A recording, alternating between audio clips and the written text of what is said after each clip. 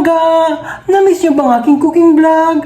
Well! Sa araw na ito ay magpiprito tayo ng fried chicken. News ko naman na madalas sa atin ang pumupunta sa Jollibee para kumain ng fried chicken. Pero today, sa dish natin, gagawa tayo ng fried chicken na ala Jollibee ang pagkaluto. Kaya dyan lang kayo. Huwag kayong maglilipat ng channel.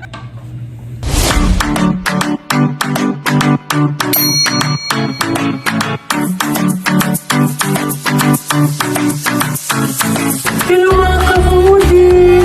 Namiss niyo ba ngayon? Good!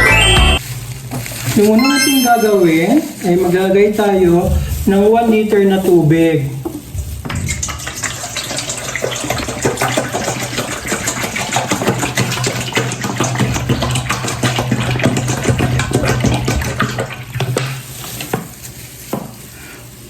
Pagkatapos ay ilalagay na natin ang ating 1.1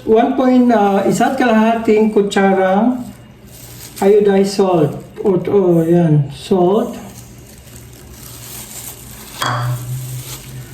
And then, mix nyo muna.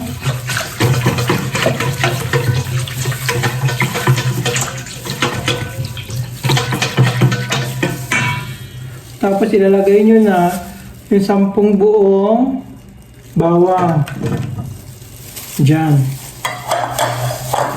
Mix. Mix nyo ulit. Ayan, mix nyo. And then, ilalagay nyo na ang inyo. Pagkatapos niyan, ayan, pag naano nyo na, namix nyo ng maigi, ilalagay nyo na ang inyong manok.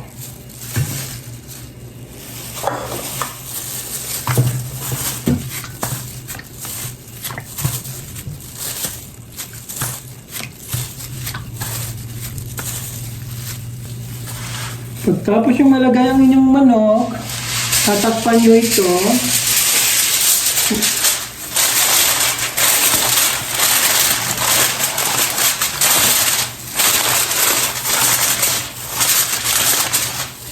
Tatabi nyo muna siya dyan. Set aside nyo muna ng mga 30 minutes.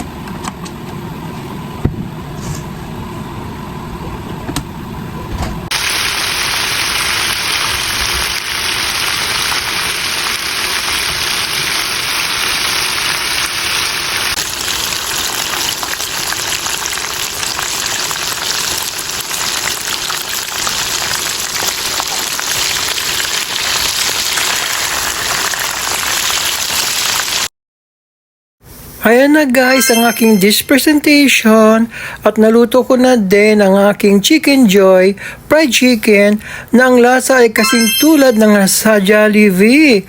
At andyan na rin sa inyong screen ang recipe list para at least may kopya na kayo bago kayo mamalingki. O ano pa nga inaantay nyo, gayahin nyo na at lutuin nyo na ang recipe na ito. At haya naman ang fried chicken na binili ko sa Jollibee para mai-compare ko ang texture niya at ang itsura niya. O, diba guys, kapag sariling luto na lang ang gagawin nyo, makatipid-tipid na rin kayo tuwing may handaan o di kaya birthday ng mga Junakis nyo. Gaya ng sabi ni Chururut, susubo pero hindi susuko.